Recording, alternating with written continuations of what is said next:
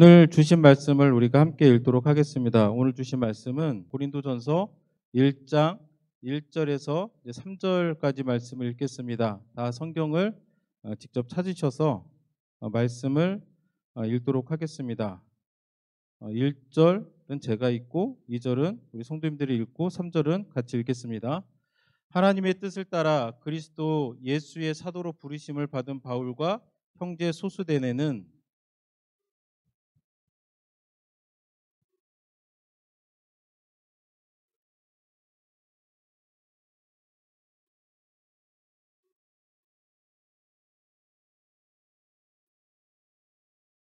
함께 읽겠습니다. 하나님 우리 아버지와 주 예수 그리스도로부터 은혜와 평강이 있기를 원하노라. 아멘.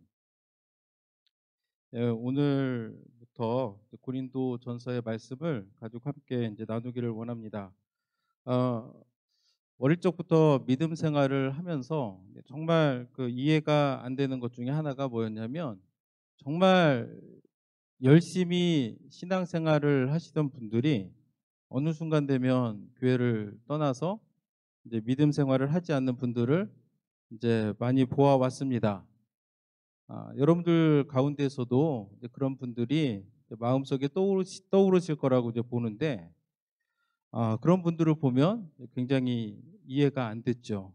그분들이 열심히 할 때 예수를 향해서 부르짖었던 것들, 정말 손들고 주님을 찬양했던 그런 모습들을 보면 왜 이분들이 믿음을 버리고 세상으로 나아갔을까? 그런 사람들을 많이 보게 됩니다. 또 어떤 분들을 보게 되면 이제 교회에 사랑이 없다라고 이제 말하시는 분들이 있어요. 또 왜 하나님의 교회인데 왜 이렇게 문제가 많냐라고 막 이렇게 따지며 이렇게 말씀하시는 분들이 있습니다. 여러분들은 만약 그분들을 만나면 뭐라고 말씀하시겠습니까?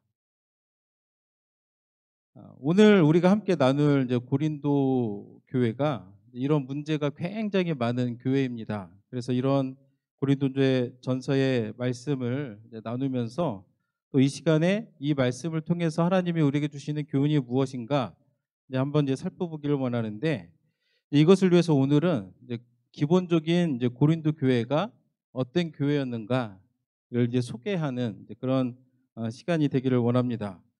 먼저 우리가 고린도 교회를 잘 이해하기 위해서는 고린도 지역이 어떤 곳인가, 이제 그 지역적인 배경을 알아야 되는데, 이제 지리적으로는 이제 그리스 본토, 이제 그림에 보시면 이제 마게도냐라고 있는 그 윗부분이 이제 그리스 본토가 되겠고, 이제 아가야 그리고 이제 고린도라고 쓰여 있는 그 부분이 그 펠로폰네소스 이제 반도라고 해서 이제 반도를 이루고 있는데, 그 고린도는 그 중간에 위치하고 있습니다. 그래서 대륙적으로 보면 그 그리스 본토와 펠로폰네소스를 잇는 그런 곳에 위치해 있고, 다음 그 그림을 보여주시면 좀 더 이제 확대되는데, 고린도에는 두 개의 항구가 있습니다. 그래서 오른쪽에는 갱그리아라고 하는 항구가 있어가지고 이제 아테네를 바라보고 있고, 이것이 이제 에게해 쪽으로 이제 연결이 되면서 이제 소아시아 지역의 바다와 이제 연결이 되는 그런 이제 지정학적인 위치를 가지고 있고, 또 왼쪽에는 어, 메카이온이라는 항구가 있는데, 그곳은 이오니아 해를와 연결이 되면서 지중해와 연결이 됩니다. 그리고 이 지중해가 이제 어디로 나아가냐면 이탈리아로 연결이 됩니다. 당시는 로마가 이제 세상을 지배하고 있던 시대였기 때문에 이탈리아와 연결이 된다라는 것은 굉장히 고린도가 지정학적으로 좋은 곳에 위치해 있다라는 것을 이제 알게 됩니다. 그래서 그 그리스 본토와 펠로폰네소스 반도 그 사이에 이제 고린도 운하라는 것이 있습니다. 그 사진을 한번 보여주시겠어요? 저렇게 이제 보여져 있는 사진이 있는데, 왜냐하면 그 펠로폰네소스 반도를 쭉 이렇게 돌아가다 보면 그 물살이 좋지가 못하다고 합니다. 풍랑도 많이 있고, 그래서 그곳을 이렇게 돌아다니다가 풍랑을 만나서 배가 파손되기도 하고, 그런 위험이 많아서 이렇게 세계 3대 운하라고 불리는 고린도 운하가 1800년도 후반대에 지어졌는데, 이 로마 시대에도 그런 시도들이 있어가지고 이렇게 이제 배를 이제 나무로 밧줄을 연결해가지고 육지를 통해서 이렇게 건너가기도 이제 했었다고 합니다. 이렇게 위치가 대륙의 남과 북을 연결하는 곳에 있었고, 지중해 동서를 연결하고 있는 곳에 고린도가 위치해 있다 보니까 어떤 곳이었냐면, 이곳은 무역과 상업이 이제 굉장히 발달한 곳이었다라는 것을 이제 우리가 알게 됩니다. 그래서 무역과 상업이 발달하면 뭐가 많아요? 돈이 많습니다. 그러니까 돈이 많아가지고 부유한 도시였고, 그리고 그러다 보니까 물질적인 번영을 누렸던, 그래서 당시에 고린도 지역의 인구가 거의 70만 명에 육박할 정도로 굉장히 큰 도시였다고 사람들이 그렇게 이야기를 합니다. 더구나 고린도는 지리적으로 이렇게 중요한 곳에 위치해 있을 뿐만 아니라 그곳에 뭐가 많았냐면 신전들이 굉장히 많았습니다. 그래서 우상을 섬기는 그런 문화가 굉장히 발달이 돼 있었습니다. 그래서 그곳에는 어떤 신전이 있었냐면 이제 아프로디테 신전이 있었습니다. 아프로디테 신은 누구냐면, 영어로 말하면 이제 비너스 신이라고 부르는데, 미를 상징하는, 아름다움을 상징하는 그런 그 신전이 그곳에 있다 보니까 자연스레 그 신전들에는 누가 많냐면 그 종교적인 창녀들이 굉장히 많았습니다. 그렇다 보니까 이 곳은 어떤 곳이었냐?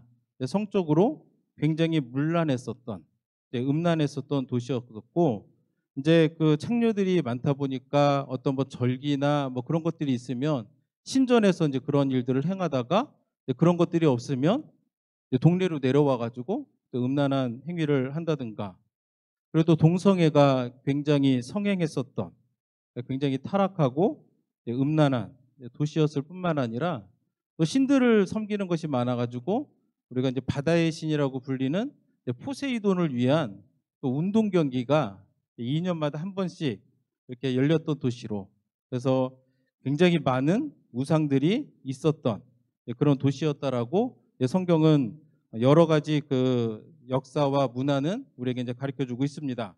근데 이런 곳에 하나님께서 교회를 세우셨습니다. 그래서 이 고린도 교회는 언제 세워지게 됐냐면, 사도 바울이 2차 선교 여행을 하던 중에 고린도 지역에 머물러서 1년 6개월을 그곳에 머무르면서 교회를 개척합니다.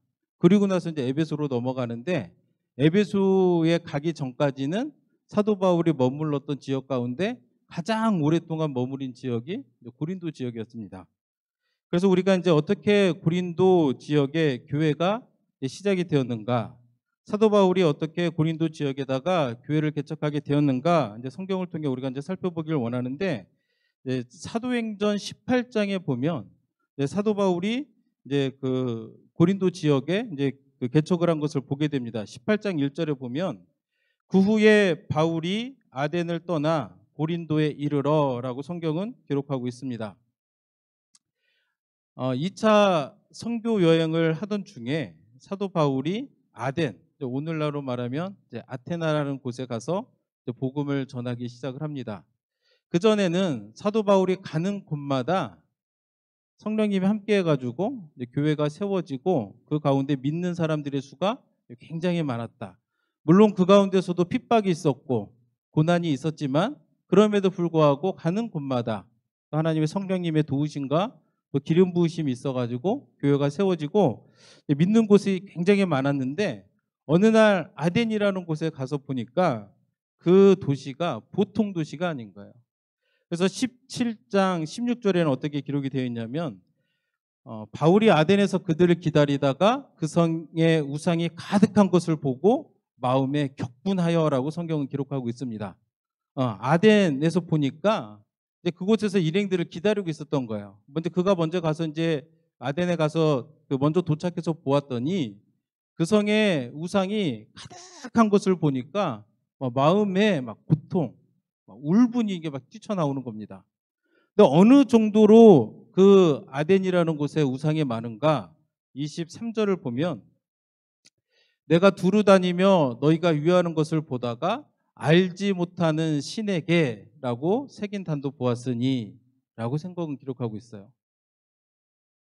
그렇게 어떤 무슨 신이 아니라 그냥 아무거나 하나 뭐 만들어 놓고 누군지 모르니까 심지어 알지 못하는 신에게라고까지도 하면서 우상이 풍부했던, 우상이 가득했던 그곳에서 사도 바울이 변론을 합니다. 아테네는 아는 것처럼 굉장히 철학과 학문이 발달했었던 곳입니다. 그래서 우리가 웬만큼 들어봤던 철학자들이 다 아테네에서 났던 사람들입니다.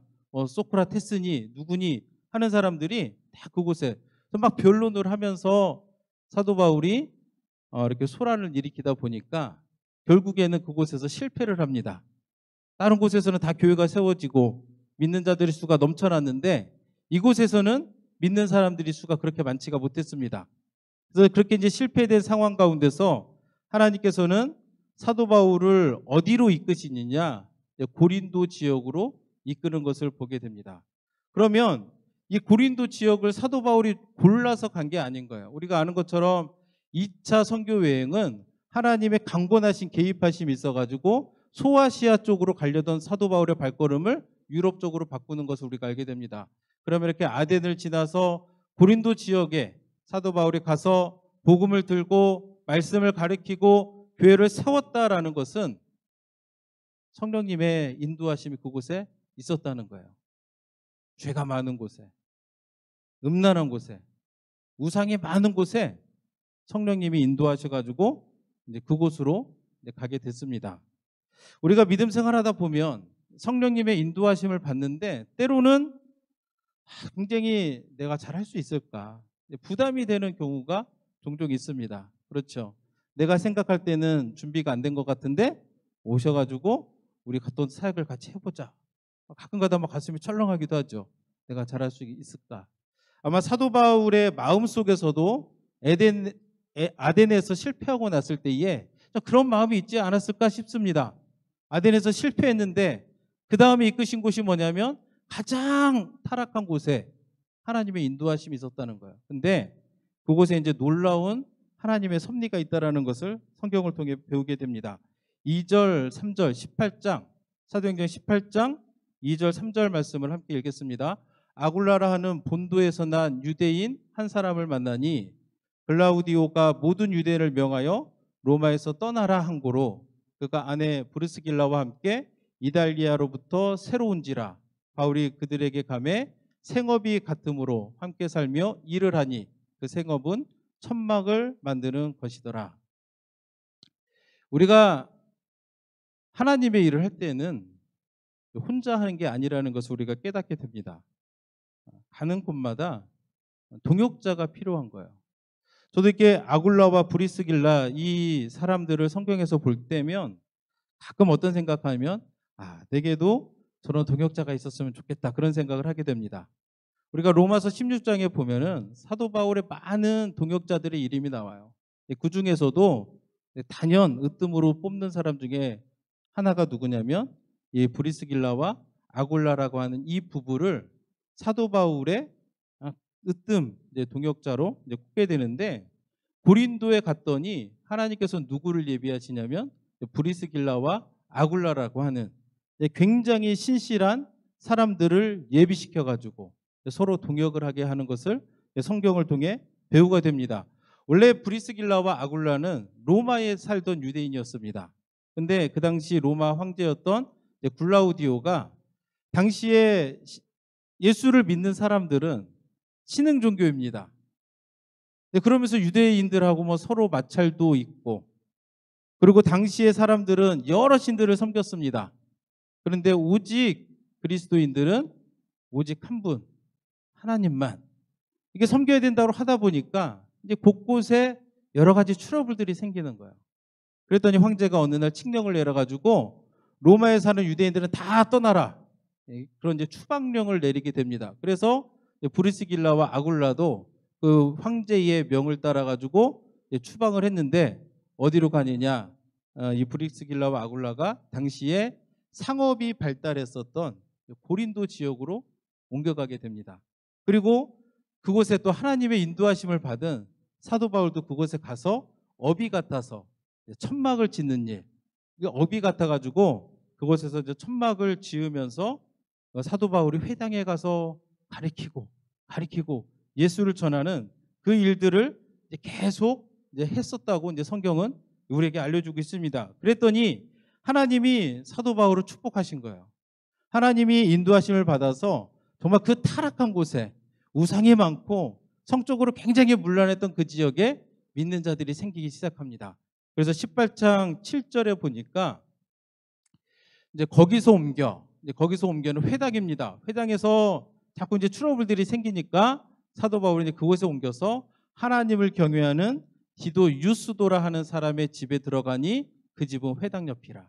회당 옆에 믿는 사람이 하나 생겼습니다. 하나님을 경외하는 디도 유스도라 하는 사람이 생겨가지고 이제 그곳에 가서 모임을 가졌는데 이 모임이 고린도 교회의 시작이 되는 모임입니다. 그러면서 하나님께서 그곳을 축복하셔가지고 거기에서 그치는 것이 아니라 18장 8절에 보니까 또 회당장 그리스보가 온 지방과 더불어 주를 믿으며 수많은 고린도 사람도 믿고 믿어 침례를 받더라 라고 성경은 기록하고 있습니다. 회당장은 당시에 굉장히 중요한 사람이었습니다. 유대교 쪽에서는. 회당장이라고 하면은 유대교의 리더예요. 리더. 오늘날로 치면은 교회의 목사님과 같은 분입니다. 그런 분이 바꾼 거예요. 그런 분이 예수를 믿고 작정한 거예요. 이게 얼마나 그 당시에는 놀라운 일이겠습니까? 오늘 우리가 가끔 어떤 누군가가 이단의 꼬임에 넘어갔다라고 들으면은 아니 어떻게 그런 일이 있냐고 이렇게 깜짝 놀라잖아요. 그런 것처럼 그 당시 회당장이었던 그리스보라는 그 사람과 그 가정이 예수를 믿고로 결정했다라는 것은 보통 일이 아닙니다. 이렇게 놀라운 일들이 고린도 지역에서 일어나기 시작을 하고 그 가정뿐만 아니라 수많은 고린도 사람도 듣고 예수를 믿고 침례를 받았다라고 성경은 그렇게 기록을 하고 있습니다. 근데 이처럼 이렇게 하나님의 인도하신 가운데 교회가 세워지고 믿는 사람들의 수가 많아지고, 그런데 왜 사도 바울은 고린도 전서를 썼을까? 왜 고린도 교회 사람들에게 편지를 썼을까를 생각을 해보면 이유는 뭐냐면 이렇게 수많은 사람들이 믿음을 갖고 예수를 믿었지만 그들이 그간에 살아왔던 삶의 모습과는 완벽하게 단절을 하지 못한 겁니다. 여전히 예수를 믿었지만 그들의 옛 습관을 그대로 가지고 온 거예요. 그들의 잘못된 신앙관이 있기 때문에 그렇게 해도 된다라고 생각한 사람들이 있었습니다. 이미 구원받았으니까 내가 그동안에 잘못됐던 것들, 내가 죄 지으며 살아왔던 것들 해도 되겠지라고 생각하는 사람들이 있었던 거예요. 그러면서 여러 종류의 사람들이 모이면서 그 교회에는 굉장히 크고 작은 문제들이 생겨나게 됩니다.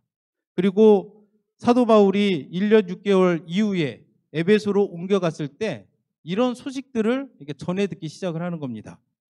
그래서 이제 그 교회가 가지고 있었던 문제 중에 하나가 뭐냐면 분열이에요. 교회 안에 여러 사람들이 모여가지고 서로 내가 옳다라고 막 싸우는 사람들이 생겨나는 겁니다. 그래서 어떤 사람들은 베드로의 가르침이 맞다. 베드로는 정통 유대인입니다. 아마 유대교를 믿다가 예수를 믿은 사람들에게는 이 베드로의 가르침이 더 좋았을지도 모르겠어요. 그러다 보니까 우리는 베드로의 가르침을 따른다라고 말하는 사람들이 있고, 또 어떤 사람은 아니다, 나는 아볼로가 좋다. 아볼로는 굉장히 언변이 화려한 사람입니다. 그러니까 기도를 해도 막 멋있게 기도하고 말씀을 이렇게 들어도 멋있게 설교하고, 그러다 보니까 아볼로가 좋다라는 사람도 있고, 또 어떤 사람들은 아니 아무래도 그래도 그렇지, 우리가 어떻게 사도 바울을 또 잊을 수가 있느냐, 나는 사도 바울이 좋다, 그렇게 이제 사도 바울을 따르는 무리들도 있고, 또 어떤 사람은 난 다 싫다, 나는 그냥 예수가 좋다 하면서 이렇게 예수님께 직접 기도하고 이렇게 막 여러 무리기로 이렇게 당을 짓는 사람들이 생기다 보니까 교회가 온전해지겠습니까? 아니죠. 여러 문제가 생겨나는 거예요. 근데 그것만이 아니라 원래가 성적으로 문란한 도시였는데 이런 문제들이 교회에서도 여전히 침투해가지고 여러 크고 작은 문제들을 만들어내는 거예요. 교회 안에서도 여전히 근친상간을 하고 내가 믿는다 하면서도 이렇게 뭐 사창가에 가가지고 내 창녀들과 관계를 갖고 이런 아주 부도덕한 일들이 막 교회 안에 일어나는 거예요. 그래서 당시에 어떤 말이 있었냐면 자, 고린도 사람 같다라는 말이 유행했었다고 합니다. 이게 무슨 뜻일까요? 아, 참 고린도 사람 같구나 너는. 무슨 말일까요? 이게 무슨 말이냐면 굉장히 성적으로 이게 부도덕한 사람이구나라는, 이거 좋은 소리가 아니죠. 너 고린도 사람 같아 하면은 좋은 소리가 아닌 거예요.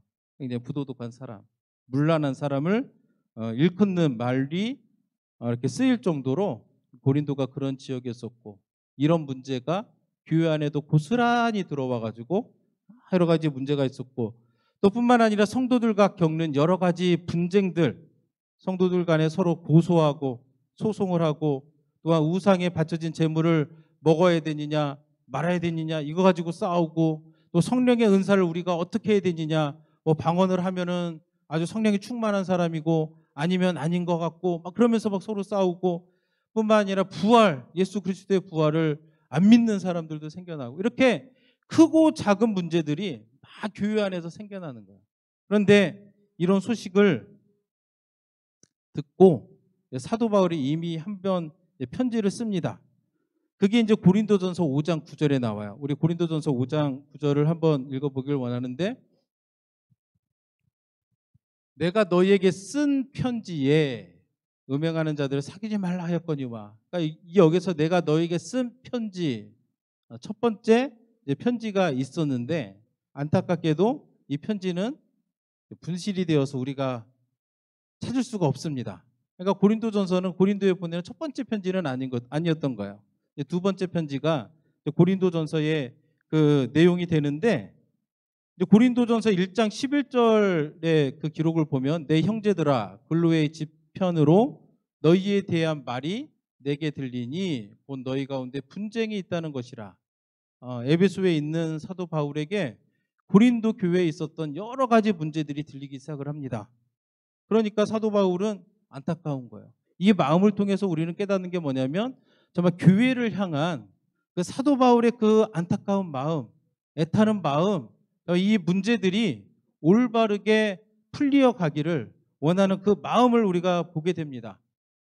그리고 또 한 가지 이 고린도전서를 쓴 그 계기는 뭐냐면, 고린도전서 16장 17절에 보면 내가 스데바나와 부드나도와 아가이고가 온 것을 기뻐하노니 그들이 너희의 부족한 것을 채웠음이라. 이들이 감사 헌금을 가지고 이제 사도 바울을 이렇게 찾아오게 됩니다. 뭐 예나 지금이나 하나님의 일을 하다 보면 또 물질도 필요하거든요. 그 물질을 가지고 오니까 사도 바울이 이제 그들에게 감사의 표현을 하게 되는데, 이들이 오면서 물질만 드린 게 아니라 또 무슨 얘기를 하냐면 그 고린도 교회가 가지고 있는 여러 문제들을 또 사도 바울에게 이렇게 물어보는 겁니다. 이런 문제가 있는데 우리가 어떻게 해야 되겠습니까? 그래서 고린도전서 7장 1절에 보니까 너희가 쓴 문제에 대하여 말하면, 그러니까 이런 그 사람들과의 관계를 통해서 듣게 되는 교회의 여러 문제들을 들었을 때에 사도 바울은 그것이 이 교회의 문제가 하나님의 방법대로, 하나님의 말씀대로, 하나님의 뜻 안에서 올바르게 해결되어지기는 그 마음을 가지고 이제 고린도전서를 이제 쓰게 되었다는 것을 알게 됩니다. 그러면서 오늘 우리가 읽었던 본문 1장 1절에 보면 어떻게 기록이 되어 있냐면, 하나님의 뜻을 따라 그리스도 예수의 사도로 부르심을 받은 바울과 형제 소스데네는 이라고 이렇게 기록이 되어 있습니다. 사도 바울이 이런 경로를 통해서 듣게 된 교회의 여러 문제들을 가지고 그것에 대한 이제 답을 주면서 그가 첫 번째 강조하는 것이 뭐냐면 예수 그리스도의 사도라는 거예요. 왜 사도 바울이 이것을 이렇게 강조했겠습니까? 왜냐하면 그 중에 사람들은 사도 바울이 예전에 예수를 핍박했었던 그런 경험이 있었고, 실제적으로 예수님이 살아계실 때에는 정말로 예수님을 따르지 않았던 그런 전력이 있었기 때문에 사도 바울은 사도가 아니라는 거예요. 이렇게 자꾸 사도 바울을 공격하는 사람들이 있었습니다. 그렇기 때문에 사도 바울은 그가 편지를 쓸 때 자신이 예수 그리스도의 부름을 받은 진짜 사도라는 것을 굉장히 강조하는데, 그 이유는 뭐냐? 내가 정말 사도라고 하는 내 자신의 그런 권위 때문에 그런 것이 아니라, 이런 여러 문제들에 대해서 거짓 가르침들로부터 하나님의 교회를 올바르게 지키기 위해서 사도 바울이 내가 사도임을 굉장히 강조했다라는 것을 보면, 사도 바울의 관심은 어디에 있느냐? 교회에 있었다라는 거예요. 나의 사도가 중요한 것이 아니라 하나님의 교회가 온전히 서가는 것, 비록 분쟁이 있고 비록 문제가 있을지라도 하나님의 교회가 올바른 방향으로 나아가는데 사도 바울이 관심이 있었다라는 것을 우리가 이제 보게 됩니다. 그래서 오늘날에도 사도라 말하는 사람들이 있습니다. 진짜일까요? 가짜일까요? 바꿔 말하면 오늘날 목사님들은 사도일까요? 아닐까요? 여러분 어떻게 생각하십니까? 가끔 보면은 내가 사도다 하는 분들이 있어요. 근데 목사는 사도가 아닙니다. 오늘날에 누군가가 내가 사도다라고 하면은 그 사람은 멀리 하셔야 됩니다. 그것은 올바른 가르침이 아닌 거예요. 사도가 되려면 예수 그리스도의 부르심이 있어야 되고, 또 예수님과 함께 동거동락해야 되는 사이였는데, 사도 바울은 비록 생전에 예수님을 보지 못했지만 다메섹으로 가는 그 과정 가운데 예수님의 음성을 듣고 이방인의 사도로 부름을 받았던 그런 확실한 사도이기 때문에 사도 바울은 본인이 사도가 된다라는 것을 고린도 교회 사람들에게 이야기를 합니다. 이런 사도로서의 이것이 있어야 그 문제를 가지고 이야기할 때 사도 바울이 말한다고 다 듣는 게 아니거든요.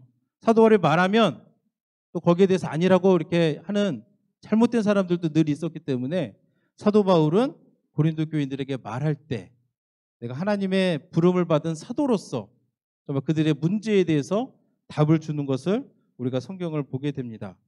그래서 오늘 이제 말씀을 정리를 하자면,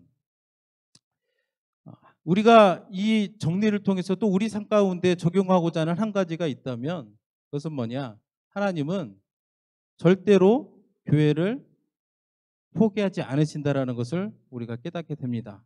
아무리 문제가 많고 아무리 탈이 많은 교회를 할지라도 하나님의 관심은 어디에 있느냐? 교회 안에 있는 거예요. 그럼 우리가 하나님의 성도로 부름받은 우리는 뭐를 해야 됩니까? 이 교회를 세우는 일에 우리가 힘써야 되는 거예요. 왜 교회에 사랑이 없나요? 그러면 내가 사랑을 베풀어 주면 되는 거예요. 여러분들 가운데 교회에 사랑이 없다라고 느끼십니까? 그러면 내가 이 안에서 사랑을 베푸는 사람이 되면 되는 거예요. 이것이 바로 우리가 할 일이라는 거예요. 아니 왜 이 교회에 이런 문제가 많이 있습니까? 이런 문제가 있으면 그 문제를 가지고 지적만 할 것이 아니라 그 문제를 내가 풀어주는 사람이 돼야 되는 거예요. 누구처럼? 브리스길라와 아굴라처럼 사도를 도와서 교회 문제를 해결하고 교회 일에 협력하는 사람이 돼야 된다는 것을 우리 성경이 오늘 우리에게 가르쳐주는 교훈이라고 생각을 합니다. 하나님은 그의 세우신 교회를 절대로 포기하지 않습니다. 하나님은 그 교회를 사랑하시고 아무리 그 교회에 문제가 있고 여러 그 일들이 있을지라도 포기하지 않으세요. 그리고 그 교회를 지키십니다. 그래서 여러분들도 정말 이 페이필 침례교회를 하나님이 세우셨는데 이 교회를 지키시는 분들이 되기를 원합니다. 부족한 게 있고 좀 탈이 있을지라도 그 부분을 채우라고 하나님이 나를 부르셨음을 우리가 기억을 해야 되는 거예요. 그래서 그 부분을 하라고 하나님이 부르셨기 때문에 오늘도 우리가 말씀을 가까이 하고 주님 앞에 나와서 기도하고 주님을 부르짖고 의지하면서 그 일을 감당해야 돼요. 그러면 나는 부족하지만 누가 함께 하시냐면 성령 하나님이 그 일을 도우시는 줄로 믿으시길 바랍니다.